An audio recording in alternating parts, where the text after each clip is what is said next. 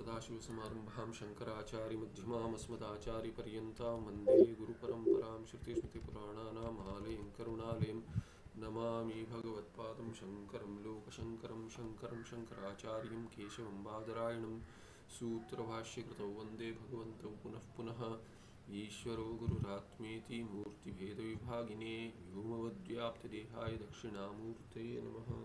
श्रीचिद्घनगणाय श्रीचिद्घनगणेशाय नमो। यं सुखनित्यं सुप्रकाशं व्यापकं नामरूपयोधिष्ठानं बुद्धिबोध्यं बुद्धेर्दर्क्यत्व निर्मलम् अपारं सर्ववेदान्तवेद्यं प्रत्यक्परमः तदेवान्नमत्तो नियति मे निश्चिता मतिः।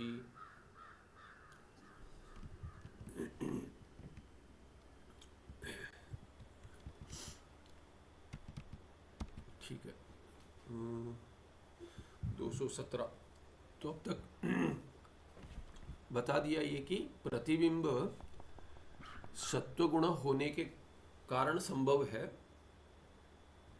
और तमोगुण कारण होने के तमोगुण यदि कारण होता है, उपादान कारण होता है, तब प्रतिबिंब संभव नहीं है। उदाहरण दे दिया घट का। तो निराकरण करते हुए भामती पक्ष का अवच्छेदवाद, तो कहते हैं आभासवाद ही ज्याय है। ठीक है, क्योंकि आभासवाद में अंतःकरण जो सत्वगुण का कार्य है, उस सत्वगुण, इसलिए अंतःकरण को ही सत्व कह देते हैं। अंतःकरण को शास्त्र में दूसरा शब्द है सत्व। सत्व का ही कार्य है, कारण के नाम से कह देते हैं। तो ये सत्वगुण का कारण है, इसीलिए अंतःकरण में प्रतिबिंब हो जाएगा, आभास हो जाएगा और जीव ऐसी आख्या संभव है, जीवत्व संभव है। किंतु यदि आप कहेंगे कि अवच्छेदवाद में जैसे आप कहते हैं कि शरीर मात्र से ही भेद हो जाएगा, तो तमो कार्य होने से भी भेद हो जाएगा, घटपट आदि भी जीव बन जाएंगे, ऐसे निराकरण किया 216 में। 216 अच्छा लगता है। तो अभी 217 में कहते हैं आगे, अंतःकरणगत द्विविध प्रकाश एव प्रमाता न अन्यः। तो कहते हैं अंतःकरणगत द्विविध प्रकाश एव प्रमाता। द्विविध, दो प्रकाश, एक शुद्ध चैतन्य का है, व्यापक जो है, और दूसरा है परिच्छिन्नवद जो अंतःकरण में प्रतिबिंब हो गया, आभास हो गया, वो भी प्रकाश रूप है। तो अंतःकरणगत द्विविध प्रकाश एव प्रमाता, यही प्रमाता बनेगा। न ही शुद्ध चैतन्य प्रमाता बनेगा, न ही जड़ अंतःकरण प्रमाता बनेगा। प्रतिबिंब तो बिंब के बिना संभव नहीं है, इसीलिए प्रतिबिंब और जो अंतःकरण जड़ है, जिसमें बिंब और जो अंतःकरण है जिसमें प्रतिबिंब हो गया, ये दोनों को मिलकर प्रमाता बनेगा। न अन्य, दूसरा कोई प्रमाता हो नहीं सकता। जैसे कहते हैं इत्थम अंतःकरणे द्विविध प्रकाशो अस्ति, एक व्यापक चैतन्य से प्रकाश, अपरा आभास रूप चैतन्य से प्रकाश। तो एक हो गया आपका प्रतिबिंब और एक हो गया बिंब, ऐसे द्विविधा प्रकाश हो गया। अंतःकरण में प्रतिबिंब होकर आभास कहलाएगा। शरीरे घटादिषु च व्यापक चैतन्यस्य प्रकाश एक एव अस्ति। यहाँ पे कट गया थोड़ा, तो पुस्तक नहीं है मेरे पास अभी। तो शरीरे घटादिषु व्यापक चैतन्यस्य प्रकाश एक एव अस्ति, द्वितीय आभास से प्रकाशो नास्ति। तो अभी घटादिषु, घट में तो प्रतिबिंब नहीं बन पाएगा, घट में प्रतिबिंब संभव नहीं है क्योंकि वो तमोगुण का कार्य है। तो कहते हैं ऐसे ही भेद हो जाएगा। शरीरे घटादिषु, घट उदाहरण हो गया, और स्थूल शरीर हो गया जिसमें उदाहृत में भी जीवत्व तो संभव नहीं है। क्योंकि यदि आप कहेंगे कि स्थूल शरीर में भी प्रतिबिंब होता है, क्या कहते हैं कि परंपरा संबंध से जब भी अंतःकरण में अविद्या, वस्तुतः हमने देखा है कि अविद्या में ही प्रतिबिंब होता है, वो अंतःकरण में होता है। तो अंतःकरण तो तक तो ठीक है, क्योंकि ये जीव के साथ प्रवास करता है स्थूल शरीर को छोड़कर। स्थूल शरीर जो है, इसी को इसमें भी प्रतिबिंब मानेंगे, परंपरा से उसमें प्रतिबिंब होकर तादात्म्य संबंध हो जाता है। किंतु प्रतिबिंब होकर माने प्रतिबिंब उसमें जुड़ जाता है, जहाँ प्रतिबिंब में जीवत्व भाव आ गया, तादात्म्य आ गया, वो शरीर में जुड़ जाता है, स्थूल शरीर में। तो यदि आप शरीर में भी मानेंगे तो क्या होगा, जड़ शरीर जो है वो जब भी अंतःकरण छोड़कर जीव के साथ चला जाएगा मृत्यु के पश्चात, तभी भी उस शरीर में प्रतिबिंब हो सकता है, ऐसा मानना पड़ेगा। पर वस्तुतः ऐसा है नहीं। तो शरीरे घटादिषु च व्यापक चैतन्य चैतन्यस्य प्रकाश एक एव अस्ति, द्वितीय आभासस्य प्रकाशो नास्ति। तो इधर क्या है, व्यापक चैतन्य का ही प्रकाश रहेगा, न कि प्रतिबिंब का। व्यापक चैतन्य तो सब जगह है, तो जो प्रकाश है उसका स्वरूप है। इसी के कारण तो हम विषयगत चैतन्य बोल सकते हैं। शरीर घट इत्यादि विषय बन जाते, विषय में भी चैतन्य, एक ही चैतन्य, पर वो प्रतिबिंब नहीं हो सकता, इसलिए एक ही चैतन्य। द्वितीय आभासस्य प्रकाशो नास्ति, आभास रूप प्रकाश नहीं है वहां पे। इसीलिए जब भी घटम अहम जानामि कहने के लिए, घट का प्रत्यक्ष होने के लिए चैतन्य दूसरा होना वहां चाहिए, क्योंकि एक चैतन्य तो वहीं पर है, पर वो प्रकाशित नहीं हो पा रहा है। तो आपको क्या है कि जब ही इंद्रिय के साथ अंतःकरण बाहर जाता है, तभी जीव चैतन्य भी वहां होकर दूसरा चैतन्य होता है, इसलिए प्रकाशित कर देता है।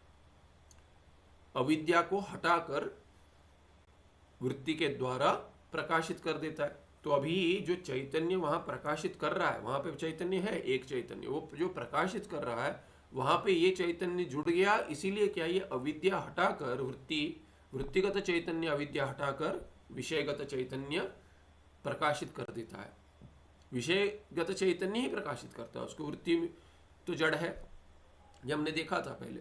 तो इसीलिए क्या है, जीवत्व भाव भी वैसे ही संभव नहीं है वहां पे, क्योंकि एक ही चैतन्य का प्रकाश है, न कि चैतन्य तो एक ही है, पर बिंब रूप से है और प्रतिबिंब रूप से। ऐसे हम भेद करेंगे कि दो चैतन्य नहीं है, चैतन्य प्रकाश दो है, एक बिंब का प्रकाश है, दूसरा प्रतिबिंब का प्रकाश है, आभास का प्रकाश है। तो इसीलिए क्या है कि आभास प्रकाश तो घटादि में नहीं है। तस्मात् द्विविध प्रकाश सहित अंतःकरण विशिष्ट चैतन्य में प्रमाता इत्युच्यते। तो प्रमाता कौन बनेगा, जो द्विविध प्रकाश सहित है। एक प्रकाश सहित जो अंतःकरण है वो नहीं, वस्तुतः की अंतःकरण नहीं कहेंगे यहाँ पे, एक प्रकाश सहित कुछ भी हो चैतन्य, तो वो तो प्रमाता नहीं बनेगा। तो ये जहाँ द्विविध है ना, द्विविध प्रकाश सहित अंतःकरण विशिष्ट चैतन्यम एव प्रमाता ऐसे लिखा है। तो यहाँ पे एक अगर यदि होगा तो अंतःकरण तो उसमें नहीं होगा, घटादि होगा, घटादि या शरीर होगा। तो प्रमाता क्या है कि दोनों प्रकाश के साथ जुड़कर जो अंतःकरण विशिष्ट चैतन्य है वो प्रमाता कहलाएगा, न तो एक प्रकाश मात्र सहित घटादि विशिष्ट चैतन्यम प्रमाता। ये कह दिया कि अंतःकरण जब होगा तो द्विविध प्रकाश बन जाएगा। इसीलिए द्विविध प्रकाश सहित जो अंतःकरण है उससे जब यदि विशिष्ट चैतन्य हो जाएगा, चैतन्य विशिष्ट हो जाएगा, तभी वो प्रमाता कहलाएगा। पर एक यदि होगा प्रकाश तो वो कहाँ होगा, वो घटादि में ही होगा। इसीलिए एक प्रकाश मात्र जो है, दूसरा प्रकाश जहाँ बन नहीं पाता है प्रतिबिंब रूप, उसके साथ घटादि जो शरीर है उससे विशिष्ट होकर जो चैतन्य है सप्रमाता न भवितुमर्हति, वो नहीं होगा।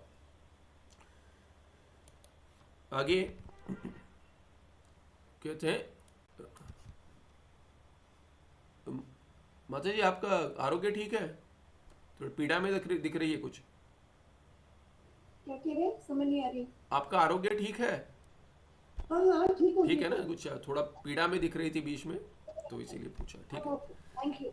ठीक है। येषां मते अंतःकरणे आभासो नास्ति, तेषां मते घटादौ इव अंतःकरणमपि, एक मिनट, अंतःकरणे लग रहा है ये, एक बार पढ़ लेता हूँ। येषां मते अंतःकरणे आभासो नास्ति, हाँ, तो ये सप्तमी होगा अंतःकरणे। येषां मते अंतःकरणे आभासो नास्ति, तेषां मते घटादौ इव। मैं एक बार इसको एक ये जोड़ लेता हूँ, यहाँ पे क्या दिख रहा है वो समझ में नहीं आ रहा है।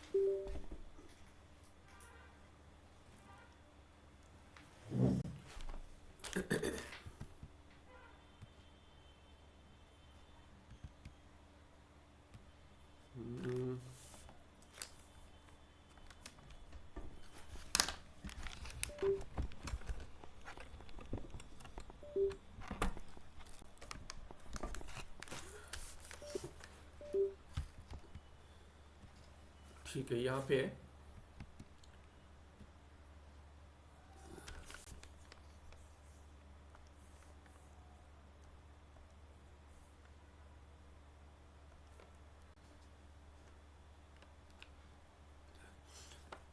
तो यहाँ से आगे लिखते हैं येषां मते, हाँ, तो येषां मते अंतःकरणे आभासो नास्ति तेषां मते घटादौ इव अंतःकरणे अंतःकरणे अपि द्वितीयः आभासस्य प्रकाशो नास्ति अपि च यः एकः व्यापक चैतन्यस्य प्रकाश अंतःकरणे अस्ति। चैतन्यस्य होना चाहिए लग रहा है। तो देखिए येषां मते, जिनके मत में अंतःकरणे आभासो नास्ति, माने किसका मत? ये भामती का मत, माने अवच्छेदवाद में येषां मते अंतःकरणे आभासो नास्ति, आभास संभव नहीं है, तो अवच्छेदवाद कहते हैं। तो और कहते हैं कि आपका प्रतिबिंबवाद ठीक नहीं है, आभासवाद। क्यों? क्योंकि आभास हो नहीं पाएगा अंतःकरण में, क्योंकि निर्गुण है आपका ब्रह्म, ब्रह्म निर्गुण है, तो आपके प्रक्रिया में कैसे हो जाएगा? ऐसे करके कुछ निराकरण हमने पिछली बार भी देखा था, उसका उत्तर भी देखा था। तो अभी क्या कहते हैं, उनके पक्ष में क्या हो जाएगा, यदि वो अंतःकरण में आभास प्रतिबिंब नहीं मानेंगे, तेषां मते घटादौ इव, जैसे घट है वैसे अंतःकरण भी क्या है, अंतःकरण प्रतिबिंब कर नहीं पाएगा। अंतःकरणे अपि द्वितीयः आभासस्य प्रकाशो नास्ति, आभास का प्रकाश नहीं हो पाएगा, माने दूसरा प्रकाश नहीं होगा। तो जैसे घट जड़ है, जीव नहीं बन पाया, वैसे पहले क्या आक्षेप कर दिया कि यदि नहीं मानेंगे तो अवच्छेदवाद को ही मानेंगे, तो क्या हो जाएगा, आपका जो घटपटादि है और अंतःकरण है उसमें आपके मत में भेद नहीं हो पाएगा।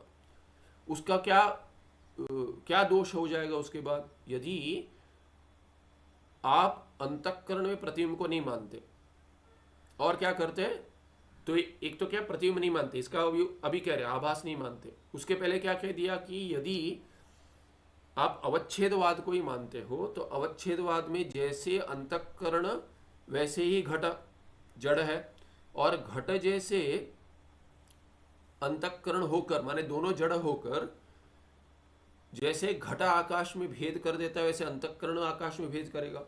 और जैसे अंतःकरण चैतन्य में परिच्छिन्नत्व ला रहा है और जीव बन रहा है, वैसे ही घट भी परिच्छिन्नत्व लाकर क्या हो जाएगा, आकाश जैसे चैतन्य सूक्ष्म है, जैसे घट शरीर आकाश में घटाकाश का भेद करता है, परिच्छिन्नत्व लाता है, वैसे ही चैतन्य सूक्ष्म है उसमें भी ला सकेगा। तब क्या होगा, अंतःकरण जैसे परिच्छिन्नत्व लाकर जीव बन जाता है, जो आप प्रक्रिया समझाते हैं, वैसे ही आकाश जैसे ही चैतन्य भी होकर, अंतःकरण जैसे ही घट होकर शरीर से वो उसको परिच्छिन्न बना देगा, तो जीव बन जाएगा। ये हमने पिछले पाठ में देखा था। अभी कहते हैं कि यदि आप अंतःकरण में आभास संभव है ऐसे नहीं मानते, तब क्या हो जाएगा, एक क्या है कि घट जीव बन जाएगा, दूसरा क्या है कि या फिर जैसे घट जीव नहीं बना, आपने कहा नहीं घट जीव नहीं बन सकता, तो अंतःकरण भी नहीं बन पाएगा, अंतःकरण से जुड़कर भी जीवत्व नहीं होगा। ये बता रहे हैं यहाँ पे कि येषां मते अंतःकरणे आभासो नास्ति तेषां मते घटादौ इव अंतःकरणे अपि द्वितीय आभासस्य प्रकाशो नास्ति। तो हमारे दृष्टि में से तो हमारे दृष्टि से दो प्रकाश होने पर ही जीवत्व आएगा, तो दो प्रकाश नहीं हो पाएगा तो क्या होगा, जीवत्व नहीं आएगा। अपि च यः एकः व्यापक चैतन्यस्य प्रकाशः अंतःकरणे अस्ति सः एव घटादौ अपि अस्ति। जो व्यापक चैतन्य का प्रकाश अंतःकरण में है वही प्रकाश घटादि में है। तस्माद् अंतःकरण विशिष्ट चैतन्यस्य, अंतःकरण विशिष्ट हो जाएगा ये।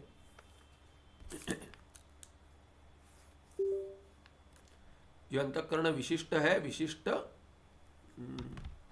हो गया ये,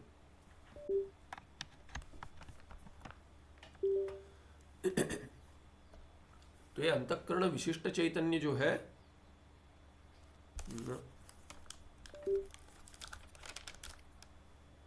तो ये अंतःकरण विशिष्ट चैतन्यस्य, इधर डैश देंगे, तो तस्माद् अंतःकरण विशिष्ट चैतन्यस्य प्रमातृत्व अंगीकारे घट विशिष्टस्य शरीर विशिष्टस्य कुड्य कुड्य विशिष्टस्य चैतन्यस्य प्रमातृत्व स्वीकर्तव्यम भवेत। ये पहला वाला जो दोष दिखाया था उसी का विश्लेषण कर दे यहाँ पे कि अंतःकरण विशिष्ट चैतन्य से प्रमातृत्व अंगीकारे सती, यदि आप मानते हो अंतःकरण विशिष्ट चैतन्य प्रमाता बन जाएगा तो घट में और अंतःकरण में कोई भेद नहीं है, अभी दोनों जड़ है, न ही चैतन्य का प्रकाश घट में हो रहा है ना ही वो अंतःकरण में हो रहा है। इसीलिए अभी कहते हैं उसके बाद भी यद्यपि प्रकाश दूसरा नहीं बन पा रहा है अंतःकरण में, फिर भी आप उसको क्या कहते हो, प्रमाता कहते हो, वो प्रमाता है। अंतःकरण से विशिष्ट होकर चैतन्य प्रमाता बन जाएगा वैसे मानते हो अंगीकारे सती, तो घट भी कोई भिन्न नहीं है, घट इव ये अंतःकरण है, क्योंकि घट इव द्वितीय प्रकाश न संभवती अंतःकरणे। इसीलिए क्या हो जाएगा, घट विशिष्ट से शरीर विशिष्ट से कुड्य विशिष्ट से चैतन्य से प्रमातृत्व स्वीकर्तव्यम भवेत। जो भी जड़ है उसके साथ चैतन्य तो एक सब जगह है, व्यापक है, उसके साथ जुड़कर जो भी है घटपटादि प्रपंच, शरीर कुड्य घट, सभी में प्रमातृत्व स्वीकार करना पड़ेगा आपको, जीव बन जाएंगे। इत्थम घट शरीरादि अपेक्षया अंतःकरणे ईदृश, थोड़ा स्लो हो गया, ईदृश वैलक्षण्यमस्ति, ऐसा वैलक्षण्य है यहाँ पे घट शरीरादि अपेक्षया, कि दो तुलना करेंगे घट घटपट इत्यादि और अंतःकरण, जब भी तुलना करेंगे तो घट शरीर स्थूल शरीर आदि कुड्य दे दिया, उसकी अपेक्षा से अंतःकरण में ईदृश वैलक्षण मस्ती, ऐसा वैलक्षण है, मानना पड़ेगा, कुछ ना कुछ तो आपको दिखाना पड़ेगा कि अंतःकरण में क्या वैलक्षण है जो उसको जीव बना देता है और घटपट आदि को नहीं बना देता, घट शरीर को नहीं बना देता। तो कहते हैं अत्र च अयम हेतु, क्या कहते हैं हेतु, यहाँ पे हेतु है, वैलक्षण्य है। हाँ। सत्वगुण कार्यत्वाद अंतःकरणम स्वच्छम, सत्वगुण कार्य है, ये क्या है, अतएव लग रहा है, अतएव तच्चैतन्याभास ग्रहण योग्यम च, तो क्या हो गया, सत्वगुण कार्यत्व अंतःकरण स्वच्छम, और इसीलिए क्या है, आभास ग्रहण योग्य हो जाएगा अंतःकरण, आभास ग्रहण करने के लिए योग्य है अंतःकरण, क्योंकि स्वच्छ है, सत्वगुण कार्य होने से स्वच्छ है, इसीलिए प्रतिबिंब हो जाएगा। इतर पदार्थस्तु घट शरीर कुड्य इत्यादि क्या तमोगुण कार्यत्वाद अस्वच्छ है, अस्वच्छ है, तो ये बहुवचन है तो यहाँ पे अस्वच्छाः करके कर देंगे, अस्वच्छाः,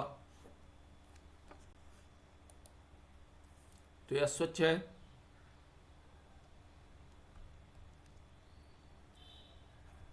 यहाँ पे विसर्ग होना चाहिए, ये पता नहीं मेरा ये ठीक से नहीं चल रहा।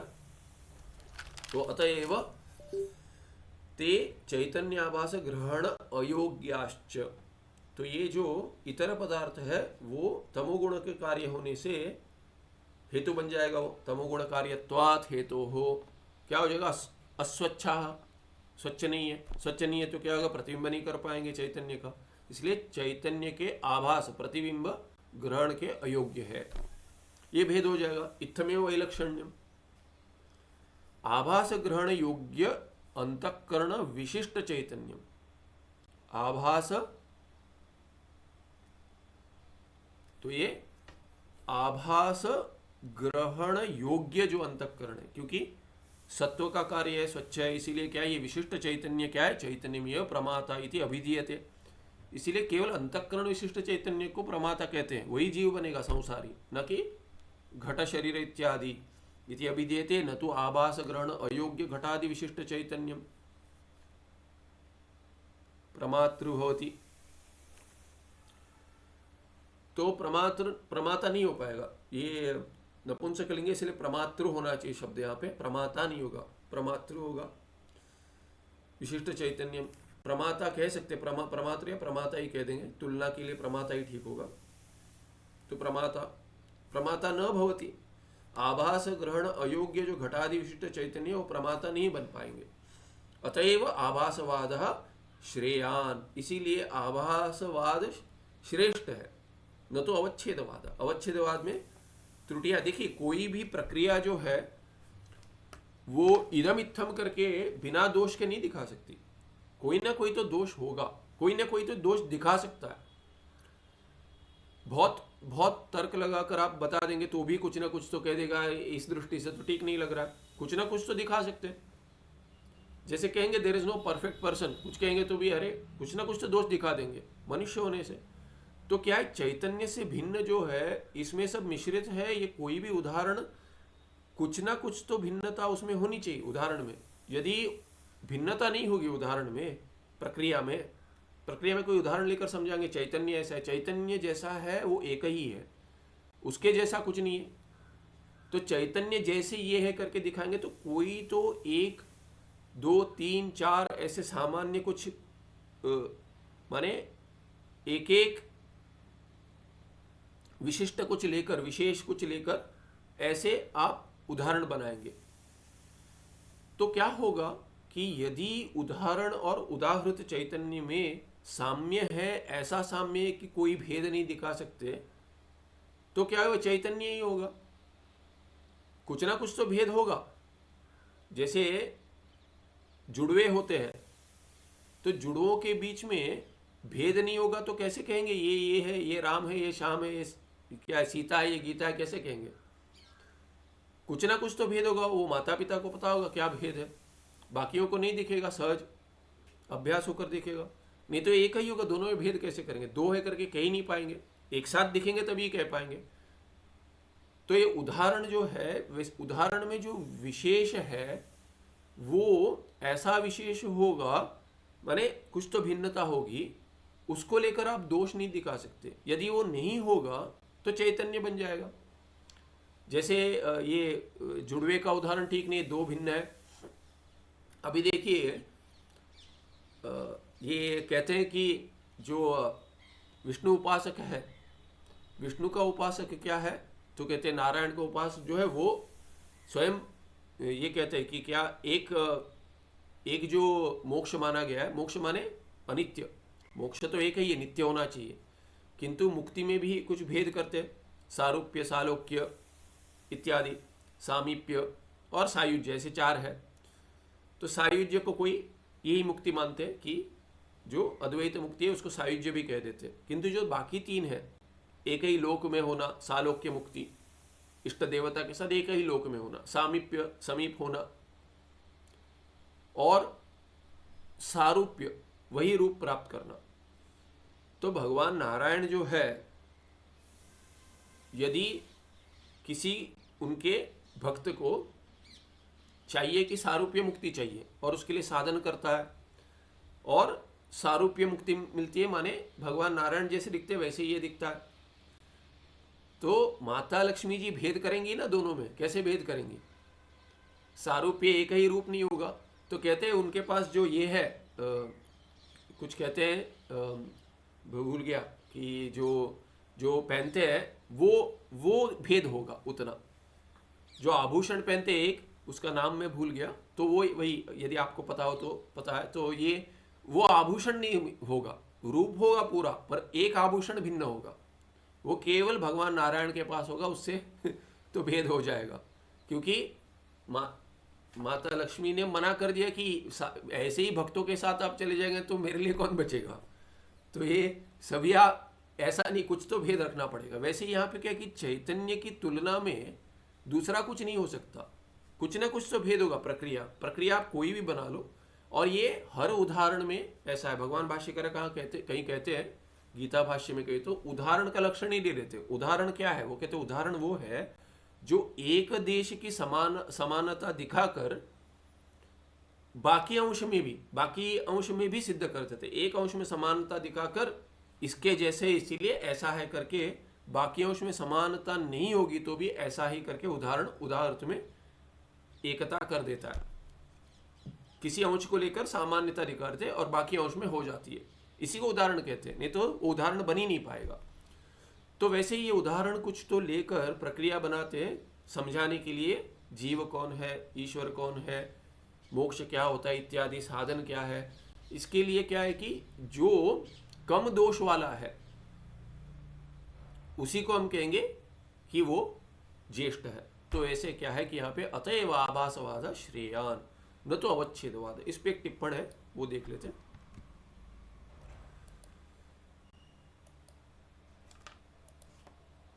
तो टिप्पणी में कहते हैं आभासवादे आभासस्य स्वरूपम अधिकतया कल्पनीयम भवति।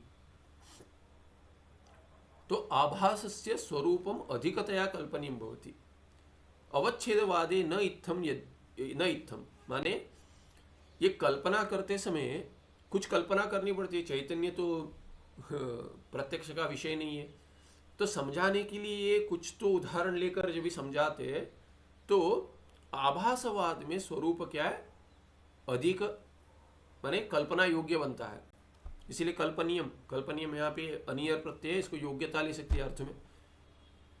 तो अधिकतया कल्पनीय होती है। अवच्छेदवादे न इत्थम, अवच्छेदवाद में ऐसा नहीं है, माने अधिकतया कल्पना योग्य नहीं है।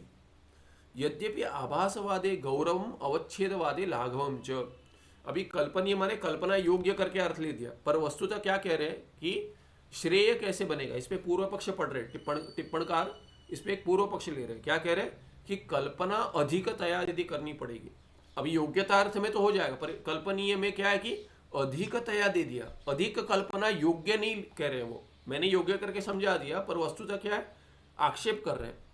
तो आक्षेप क्या कर रहे हैं, इसमें अधिक कल्पना करनी पड़ती है। तर्क में एक नियम है कि जहां कम कल्पना से काम होता है वहां अधिक कल्पना नहीं करनी चाहिए। क्यों, वो लाघव हो जाता है। जहां कम कल्पना है वो लाघव है। माने आप जब भी किसी प्रक्रिया में कुछ समझा रहे हो तो आज अच्छा ये ऐसा होगा, लक्षण में भी कुछ कह रहे हो, अच्छा ये ऐसा है ऐसा है ऐसा है, यदि आप कम शब्दों में कह सकते हो तो अधिक शब्द क्यों प्रयोग करोगे, अधिक शब्दों का प्रयोग नहीं करना चाहिए। तो कुछ समझा रहे हो आप प्रक्रिया को लेकर, तब प्रक्रिया में जितना कम कल्पना कर सकते हो उतना अच्छा है। कि ऐसा मान लो ऐसा मान लो, अच्छा ऐसे होगा तो और ऐसा मान लो, जितना अधिक मानोगे उतनी कल्पना करनी पड़ेगी, उतना ही दूर चले जाओगे आप, और जितने कम कल्पना से आप समझा सकते हो उतना अच्छा है। तो इसीलिए क्या कहते हैं अवच्छेदवादे न इत्थम, माने कल्पना अधिक नहीं है, कम कल्पना से हो जाता है। क्योंकि आभासवाद में देखिए आपको क्या है कि जो उदाहरण देखा था वो उदाहरण ही बहुत बहुत दिन पाठ चला, क्योंकि वो मेघाकाश घटाकाश, घटाकाश में जल जितना है और मेघाकाश जो है उस आकाश में जितना, उतने जगह में देश में जल जितना है, फिर घटाकाश के जल में प्रतिबिंब हो रहा है। वैसे ही आप कह रहे हो कि वैसे ही वहां पे भी होना चाहिए तर्क लगाकर कि जो जल में प्रतिबिंब घट में दिखता है वैसे हमें मेघ के अंदर जो जल है उसमें प्रतिबिंब नहीं दिखता है, पर दिखना होना चाहिए करके आप कहते हो तर्क लगाकर। फिर कहते हो कि ये उसके बाहर जो आकाश है उसी का यहाँ पे प्रतिबिंब हो रहा है, तो वस्तुतः मूल चैतन्य का ही प्रतिबिंब करके उदाहरण में दिखा दोगे कि प्रतिबिंब उसका आभास है। ऐसे कर कर जो आप समझा रहे हो उसमें इतनी कल्पना कर रहे हो। आभासवादी क्या कहता है, हमारे इसमें तो एक ही कल्पना है, आकाश जैसे चैतन्य है और घट जैसे भेद करता है, मठ भेद करता है, वैसे ही शरीर को लेकर अंतःकरण भेद करेगा और ईश्वर की माया उपाधि भेद करेगी, तो ईश्वर भी सिद्ध हो जाएगा, जीव भी सिद्ध हो जाएगा, कल्पना अधिक नहीं है। तो लाघव है, गौरव दोष माना गया, तो आप में गौरव है आभासवाद में, और जो अवच्छेदवाद है उसमें लाघव है। यद्यपि, तो सिद्धांति मान लेता है ठीक है यद्यपि ऐसा है, तथापि फिर भी क्या है, मंद जिज्ञासोर बुद्धौ आभासवाद स्फुटम आरूढ़ो भवेत।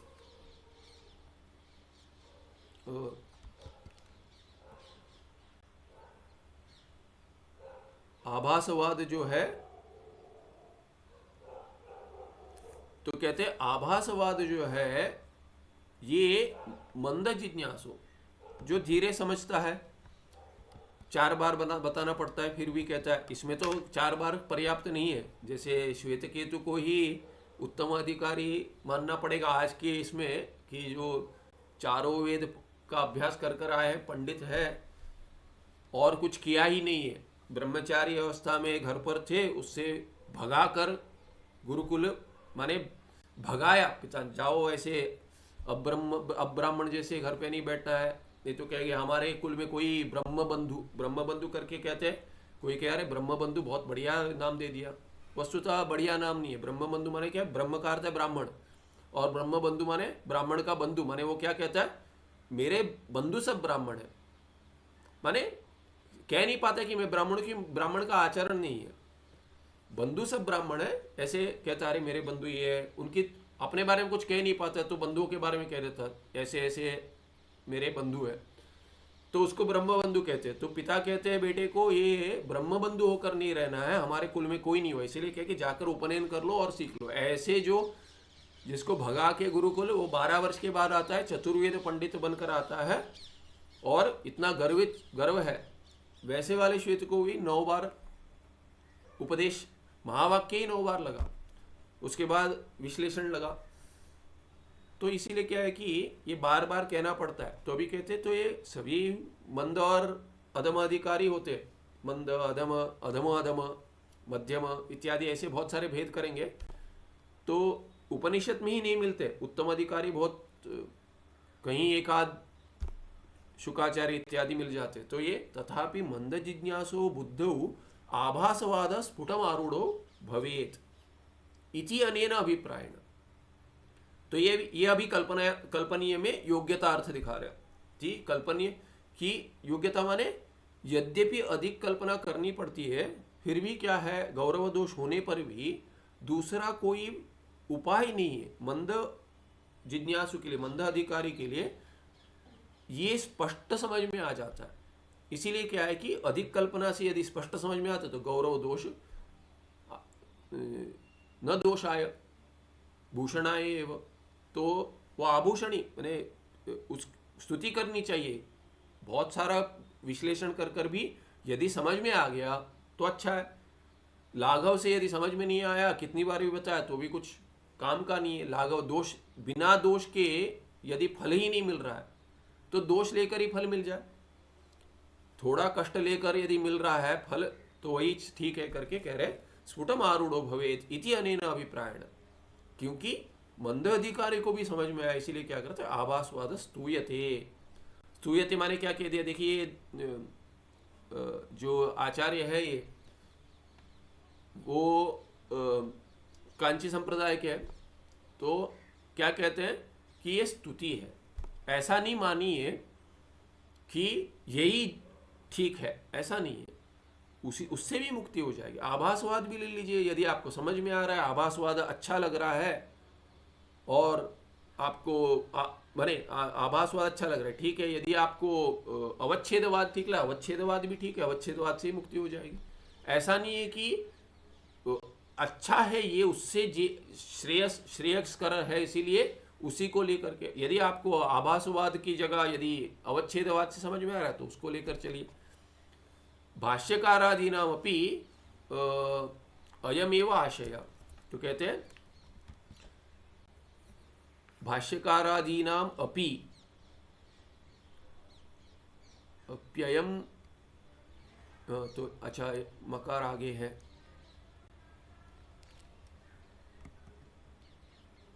तो कहते हैं अपि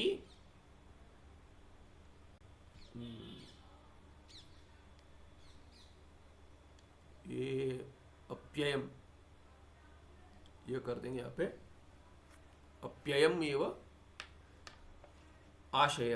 तो यहाँ पे मूल में कहा था, पिछले पाठ में यदि आप स्मरण करेंगे तो मूल में क्या कहा था कि भगवान भाष्यकार की सम्मति केवल आभास या प्रतिबिंबवाद में ही है करके कह दिया, न कि अवच्छेदवाद में। वस्तुतः ऐसा है नहीं। भगवान भाष्यकार भी घटा आकाश का उदाहरण लेते हैं तो उससे भी आभासवाद सिद्ध हो जाएगा। ऐसा नहीं है कि भगवान भाष्यकार कहते हैं कि केवल आप यही प्रक्रिया का प्रयोग कीजिए, ऐसा नहीं है। तो इसीलिए क्या है, सम्मति है। और नहीं मानते हैं तो ठीक है, आदि पद से बाकी संप्रदाय आचार ले लेंगे। तो आदि पद से केवल ये स्तुति मानेंगे, आभासवाद ज्येष्ठ करके स्तुति है, ऐसा नहीं है कि बाकी अवच्छेदवाद ठीक नहीं है। तो इसीलिए कहते हैं एमेव आशय, कि वो भी कहते हैं कि ये दोनों ठीक है, कोई भी ठीक है, प्रतिबिंबवाद ले लीजिए, आभासवाद ले लीजिए, अवच्छेदवाद ले लीजिए, कोई भी ठीक लगता है ले लीजिए, पर आगे बढ़िए, आगे बढ़िए, मोक्ष के लिए प्रयास कीजिए, मुक्ति इसी जन्म में प्राप्त करनी है। ये ठीक नहीं छोड़कर बैठ मत जाइए, ये समझ में नहीं आ रहा है और ये ठीक नहीं है तो क्या करें हम, कहेंगे आभासवाद समझ में नहीं आ रहा है, अवच्छेदवाद ठीक नहीं है कहते हैं, तो ठीक है चलो लौकिक इसमें रहते हैं, तो ऐसा नहीं करना, तो सभी ठीक है। आगे 218 में कहते हैं प्रमात्रादि चतुर्विध चैतन्य स्वरूपम। क्या है ये? तो कहते हैं प्रमात्रादि चतुर्विध चैतन्य स्वरूपम, जो पहले देखा था। अभी ये क्या है कि प्रमाता, प्रमाण, प्रमेय और प्रमा, ये चार हो गए। इनका स्वरूप क्या है? यथा अंतःकरणम आभास सहितम एव आस्ते तथा तद्वृत्तिरपि आभास सहिता एव जायते। तो कहते हैं जो ये अंतःकरण जैसे है, ये अंतःकरण बनते बनते, माने अंतःकरण तो वस्तुतः मुक्ति तक रहता है, किंतु ये क्या कह रहे हैं, जब ही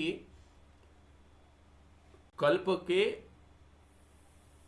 अंत में जब प्रलय हो जाता है तभी बीज अवस्था में रहता है, उसके बाद जब ही कल्प के आदि में पुनः जैसे पहले था वैसे ही बीज से उद्भूत हो जाता है, वैसे कह रहे हैं, वैसे अंतःकरण जब बन जाता है तभी वो आभास के सहित बन जाता है। पर ये क्या है कि ये वस्तुतः शरीर में जो भी प्रवेश करता है लेना चाहिए, न कि कल्प के आदि में।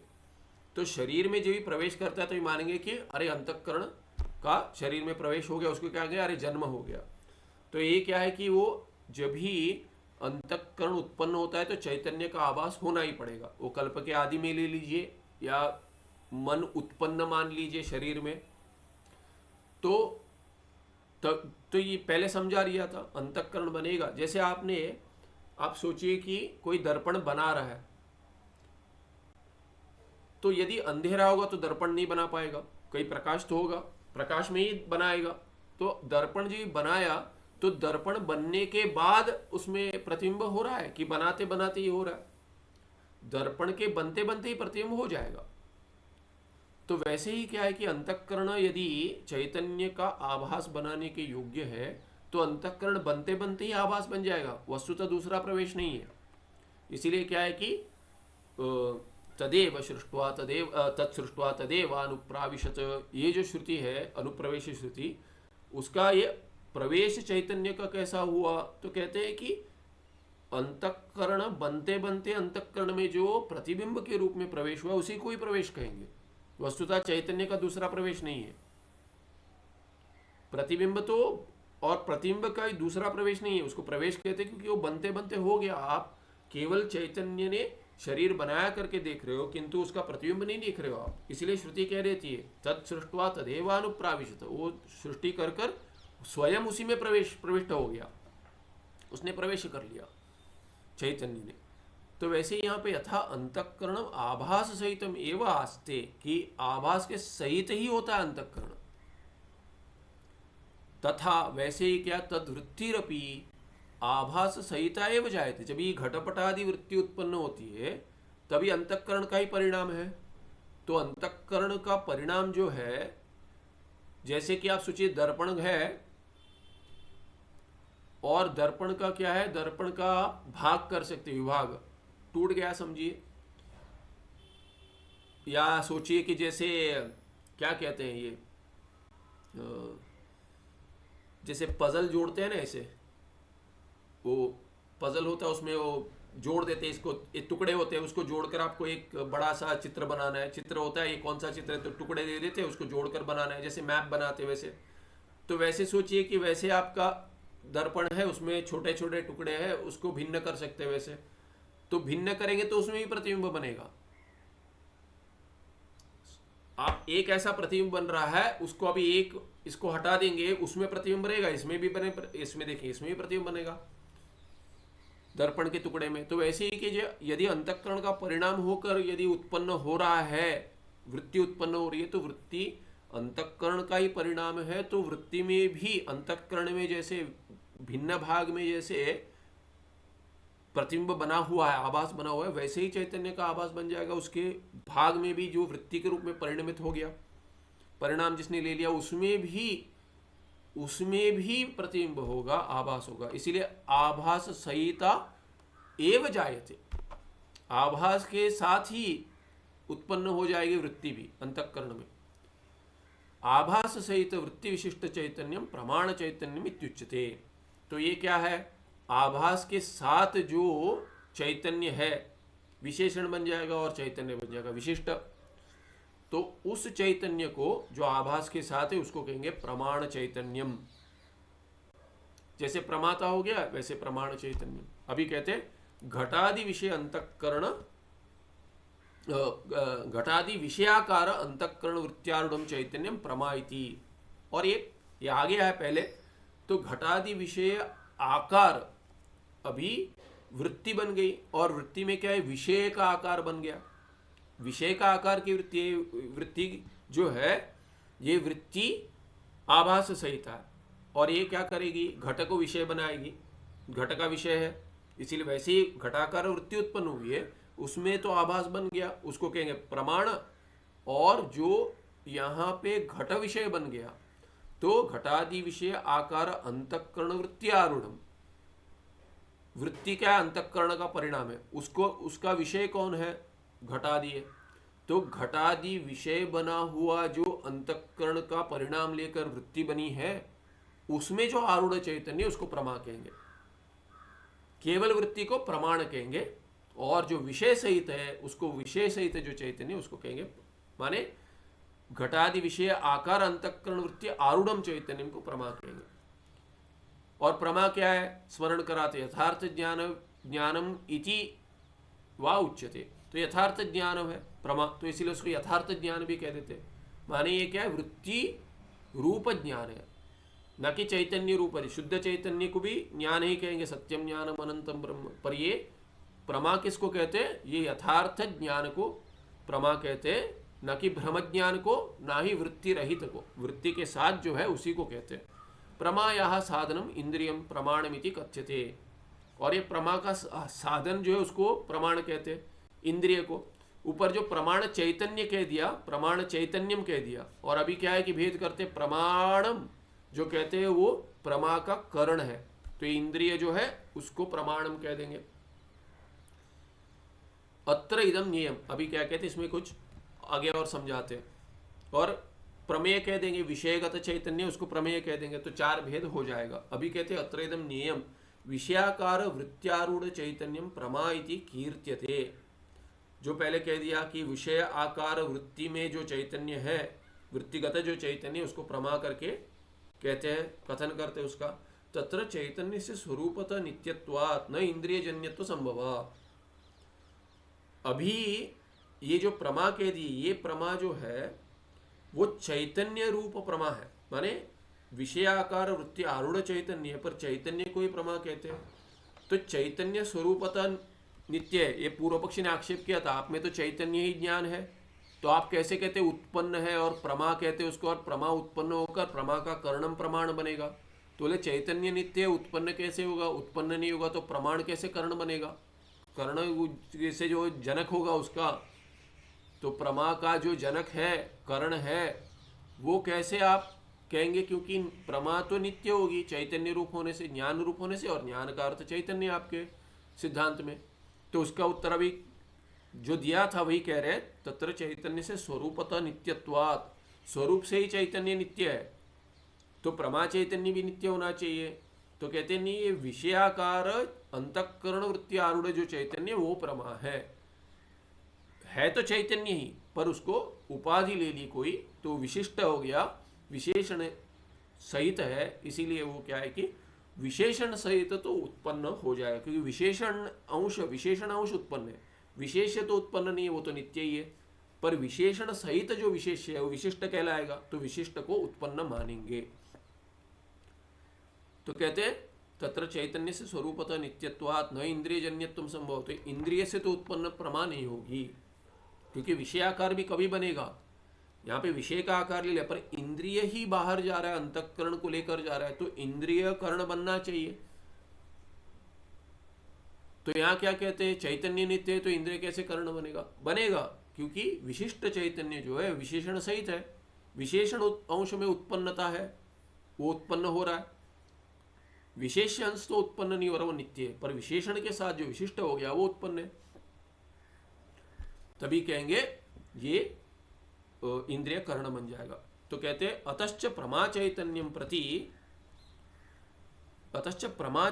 प्रति इंद्रियस्य यद्यपि साधनत्व न युज्यते एव तथापि, तो इंद्रिय तो साधन नहीं हो पाएगा, कर्ण नहीं हो पाएगा, कारण नहीं हो पाएगा, कर्ण असाधारण कारण नहीं हो पाएगा, इसलिए कर्ण नहीं बन पाएगा, तो प्रमा का कर्ण नहीं बन पाएगा, तो प्रमाण कैसे बनेगा? आपने कैसे कह दिया प्रमाण इंद्रियम? तो कहते हैं हाँ, आप यदि विशेष अंश को देखेंगे तो नहीं बनना चाहिए, पर वो विशेष अंश जब भी विशेष कह रहे हैं तो विशेषण लेने के योग्य है, तो जब विशेषण ले लिया तभी हम उत्पन्न मानेंगे उसको, विशेषण सहित विशिष्ट को उत्पन्न मानेंगे। तथापि उपचारेण इंद्रियस्य प्रमा साधनत्व व्यवहार, उपचार में प्रयोग होता है, प्रक्रिया बनाने के लिए हम उसको चैतन्य को, विशिष्ट चैतन्य को उत्पन्न मानेंगे, क्योंकि वो वृत्ति के साथ विषय सहित वृत्ति रूप ज्ञान है, ना कि शुद्ध ज्ञान है, शुद्ध चैतन्य नहीं है वो।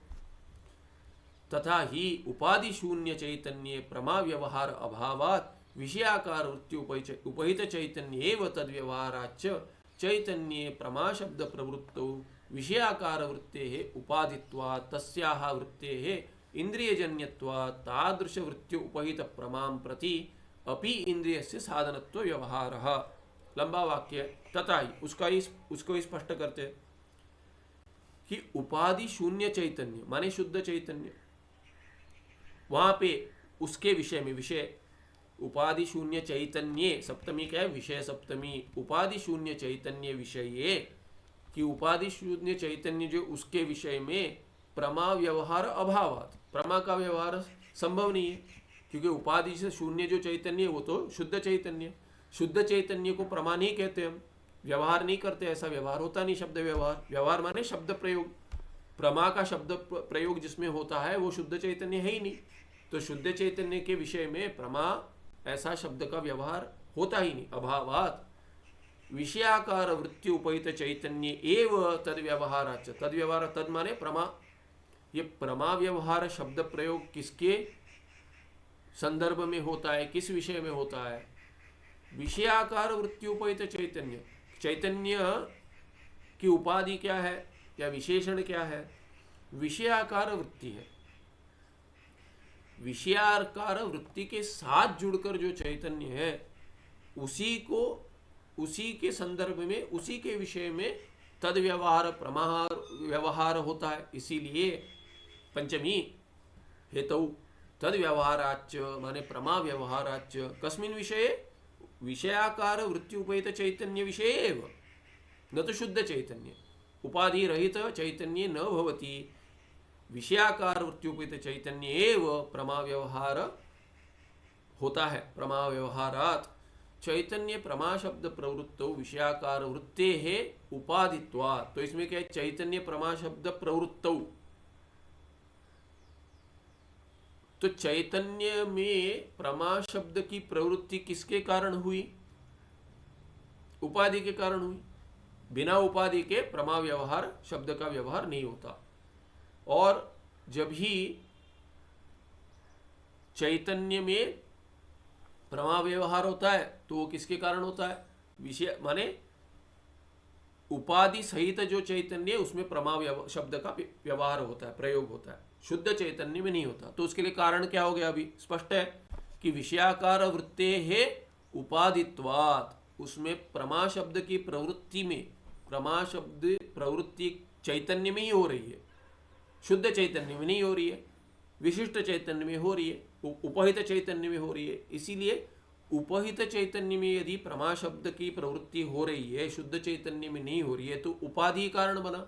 तो विषयाकार वृत्ते उपाधित्वात्, और इसमें उपाधि कारण और उपाधि कौन है, कौन सी है? विषयाकार वृत्ति ही उपाधि है, क्योंकि विषयाकार वृत्ति उपाधि है और उपाधि के कारण ही चैतन्य में प्रमा शब्द की प्रवृत्ति हुई। इसीलिए वृत्ते है इंद्रिय जन्यत्वात्। आगे क्या, इसीलिए वृत्ति क्या है, ये विषयाकार वृत्ति के लिए ही आपका प्रमा शब्द प्रयोग हुआ चैतन्य में। तो क्रम क्या है, शुद्ध चैतन्य में प्रमा शब्द की प्रवृत्ति नहीं होती। ठीक है, तो कब होती है? उपहित चैतन्य जो होता है तभी होती है। ठीक है, तो उपाधि क्या है? तो कहते हैं विषयाकार वृत्ति उपाधि है। ठीक है, विषयाकार वृत्ति कैसे बनी? तो कहते हैं वृत्ते इंद्रिय जन्यत्वात्। वृत्ति तो इंद्रिय से जन्य होती है। क्यों? वृत्ति कब बनती है? जब इंद्रिय बाहर जाता है, अंतःकरण बाहर जाता है विषय देश में, और तब अंतःकरण में परिणाम होता है वृत्ति रूप में, और इंद्रिय कारण है इसीलिए ले गया अंतःकरण को, वृत्ति बना दी घटाकार वृत्ति विषय का। इसीलिए क्या है, वृत्ति है इंद्रिय जन्यत्वा। वृत्ति तो इंद्रिय से जन्य है, इसीलिए क्या, तादृश्य वृत्ति उपहित प्रमाम प्रति। इसीलिए क्या है कि वैसी जो वृत्ति बनी है, कैसी वृत्ति? इंद्रिय जाकर घटादि देश में अंतःकरण को ले गया, अंतःकरण में परिणाम बन गया, उसको वृत्ति कहेंगे। वो घट विषय का वृत्ति है। इसीलिए क्या है, अभी जो चैतन्य वहां पर वो वृत्ति उपहित जो चैतन्य है, उसमें प्रमा शब्द का भी व्यवहार हो गया, शुद्ध चैतन्य में नहीं हो रहा था। इसीलिए क्रम से क्या है, इंद्रिय कारण बन गया। इसीलिए क्या है, इंद्रिय जन्यत्वात्, ये कर्ण बन गया, असाधारण कारण कर्णम। इसीलिए वो कर्ण क्या है, प्रमा का कर्ण बन गया। प्रमा का शब्द प्रयोग क्यों हुआ? अभी शुद्ध चैतन्य में जो नहीं हुआ, अभी उपहित चैतन्य में हो। उपाधि कैसे बनी? उपाधि बनी विषयाकार वृत्ति के कारण। विषयाकार वृत्ति कैसे बनी? इंद्रिय के कारण। इसीलिए इंद्रिय के कारण ही प्रमा शब्द का प्रयोग हो गया चैतन्य में। इसीलिए प्रमा शब्द के प्रयोग के लिए कर्ण बना।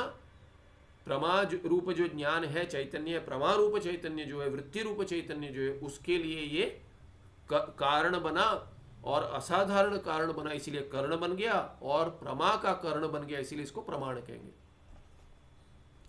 इसलिए इंद्रिय को इंद्रिय जन्यत्वात् वृत्ते है तादृश वृत्ति उपहित प्रमाम प्रति। वैसे जो वृत्ति माने घटादि विषयक जो वृत्ति है, विषयाकार वृत्ति जो है, घटादि विषयाकार वृत्ति उपहित, वो उपाधि बन गई, उपहित प्रमा बन गया ज्ञान चैतन्य।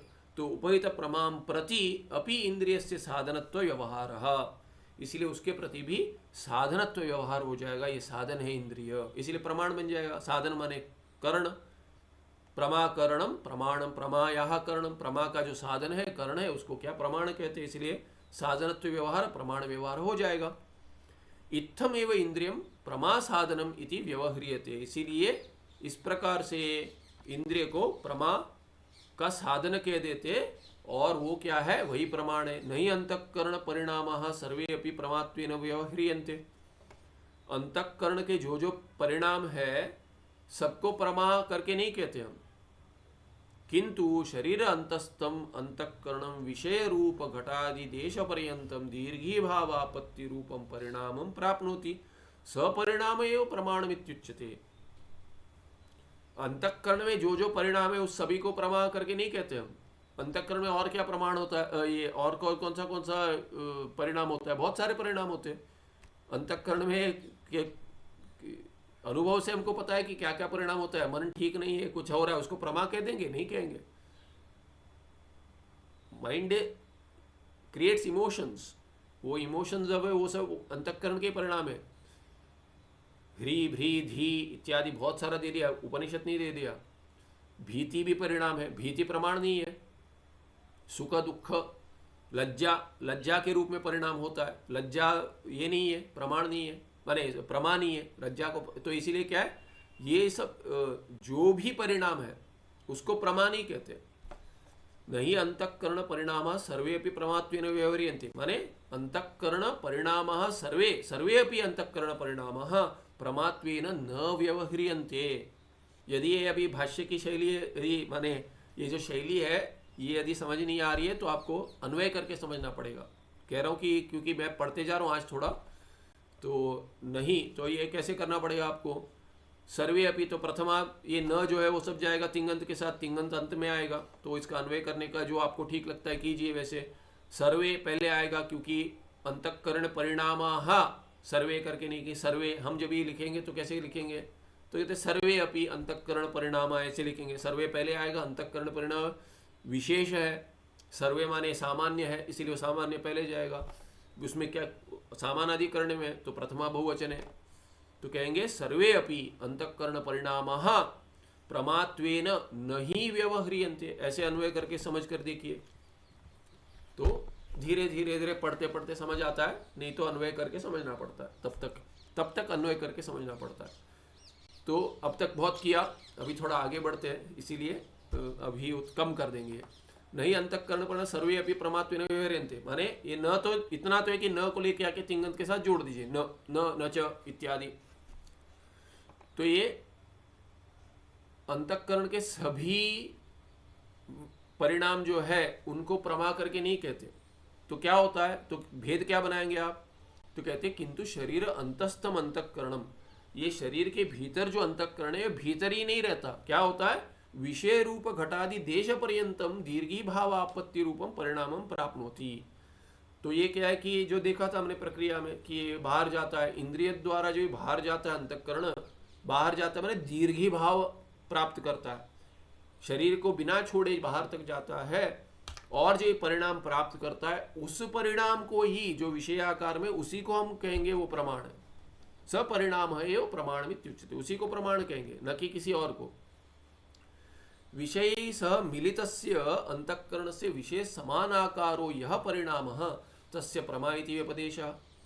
तो कहते विषयों के साथ मिलितस्य अंतःकरणस्य, जो विषय के साथ मिल गया, अंतःकरण जुड़ गया, जाकर घटादि देश पर्यंत जाकर दीर्घी भाव प्राप्त कर विषय समान आकार माने विषयाकार, घटाकार, पटाकार इत्यादि, यह परिणाम अंतःकरण का जो परिणाम है, तस्य प्रमा इति व्यपदेश, व्यपदेश माने नाम, ऐसे उसका व्यपदेश माने विपूर्वक व्यपदेश माने टीचिंग करके भी कह देंगे, उपदेश भी करके कह सकते हैं, ऐसे ही उसका उसमें प्रयोग होता है, शब्द का नाम कह देते, व्यपदेश माने नाम। शरीर अंतस्थित अंतःकरण देशम आरभ्य घटादि विषय देश पर्यंतम दीर्घीभूतस्य अंतःकरणस्य परिणामः प्रमा रूपताम धत्ते।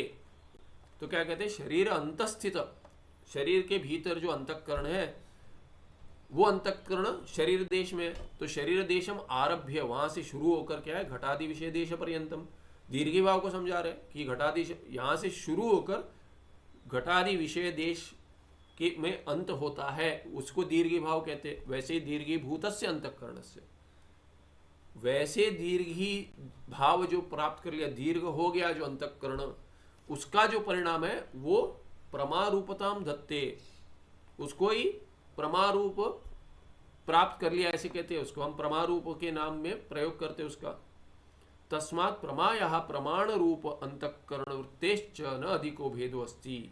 इसीलिए क्या ये प्रमा और प्रमाण रूप अंतःकरण है, अंतःकरण वृत्ति और प्रमा जो है उनमें अधिक भेद नहीं है। आप देखेंगे यदि, इसीलिए मैंने वो पिछले पार्ट में बताया था, पिछले 1-2 पार्ट में बताया था कि 4 भाग तो दिखा दिए चैतन्य में, 4 भाग, पर वस्तुतः त्रिपुटी कहते हैं। क्यों त्रिपुटी कहते हैं, क्योंकि देखिए प्रमाता भिन्न है, प्रमेय भिन्न है, स्पष्ट है, इसीलिए सब्जेक्ट ऑब्जेक्ट डिवीजन कहते हैं। कोई भी मैं टेबल हूं करके नहीं मानता, मानता है तो मान सकता, कोई भी माने, कोई भी जिसकी बुद्धि ठीक है। कोई कहता है कि सिजोफ्रेनिक होकर मैं ये हूँ, मैं ही टेबल हूँ, या वो मानता है, वो भिन्न है। तो सामान्य दृष्टि में ठीक है, वो नहीं मानता, तो इसलिए सब्जेक्ट और ऑब्जेक्ट डिवीजन स्पष्ट है। और यही हम जोड़ेंगे कि शास्त्र यही पूछता है, इसमें हेतु क्या है, दृश्यत्वात् कह देते, जो सुनाई देता है शब्द वो मैं नहीं हूं, क्यों सुनाई देता है, दृश्यत्वात्। ये जो देख रहे हैं घटापट आदि, ये मैं नहीं हूं, टेबल मैं नहीं हूं, क्यों, दृश्यत्वात्।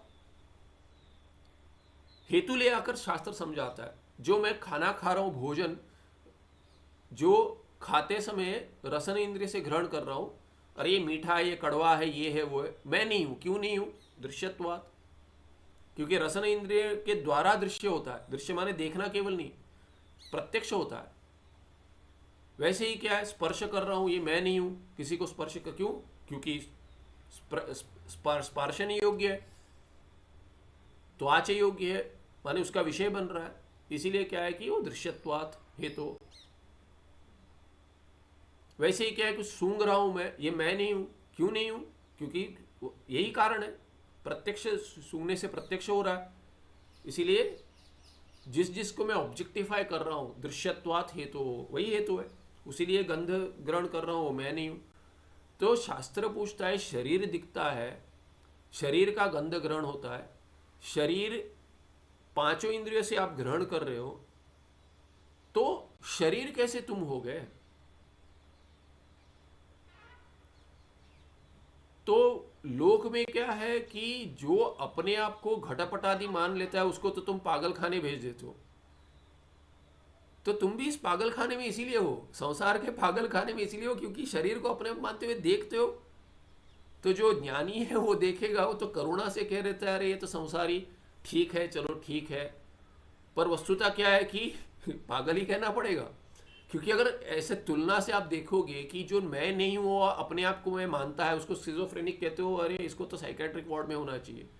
तो हम भी ये संसार रूप साइकेट्रिक वार्ड में ही है, ये पागलपन ही है कि मान रहे हैं कि ये सब मैं हूँ। तो शास्त्र इतने कठोरता से नहीं कहता, पर देखेंगे तो थोड़ी कठोरता आप लगाएंगे तो हंस सकते हैं कि अरे ये कैसे मैं अपने आप को ये मानता हूँ, टेबल को मैं नहीं मानता हूँ पर शरीर को मान लेता हूँ, तो कैसा पागलपन है? तो यही माया है। तो ये इसीलिए उदाहरण भी दे देते हैं कि शास्त्र ने अनुभव सिद्ध दे दिया है कि देखो स्वप्न में देखो कुछ और बन जाते हो, तुम नहीं हो। तो कहते हैं नहीं, क्योंकि क्या कहेंगे, दृश्यत्वात् हम हेतु नहीं मानते। कोई क्या कह देगा, ये मेरा अनुभव है। अरे स्वप्न में भी अनुभव है, ठीक है, अनुभव है मेरा कि मैं टेबल नहीं हूं। तो कह देगा अरे क्या ये कैसे, कैसी तुलना में, हम पागल थोड़ी है। क्यों? वो पागल है, ठीक है, हम पागल थोड़ी है। ये दृश्य हेतु वगैरह नहीं है। क्या हेतु है? अनुभव है मेरा अनुभव है कि मैं टेबल नहीं हूं, मेरा अनुभव है कि मैं शरीर हूं। इसको कैसे आप, अनुभव तो ज्येष्ठ प्रमाण मानेंगे हम। आप कह दोगे तो थोड़ी हो जाएगा, शास्त्र के कहने से थोड़ी हो जाएगा। तो कहते ठीक है, स्वप्न में भी तो अनुभव ही है ना, स्वप्न में क्या दूसरे का अनुभव है? नहीं, स्वप्न में भी तुम्हारे, शास्त्र नहीं कह रही है, तुम्हारा अनुभव ही दिखा रही है। शास्त्र कह रहा है कि स्वप्न में तो अनुभव है, उससे सत्यता आती है क्या? नहीं आती है। इसीलिए दृश्यता हेतु ही ठीक है, दृश्यत्वात् हेतु हो, स्वप्न में दिखता है इसीलिए मिथ्या है। वैसे ही यहां दिखता है शरीर, इसलिए मिथ्या है। तो यहां क्या कहते हैं, तो अभी ये त्रिपुटी जो बनाई है, संदर्भ में आ जाते हैं, त्रिपुटी जो बनाई है उसमें चौथा चैतन्य नहीं है।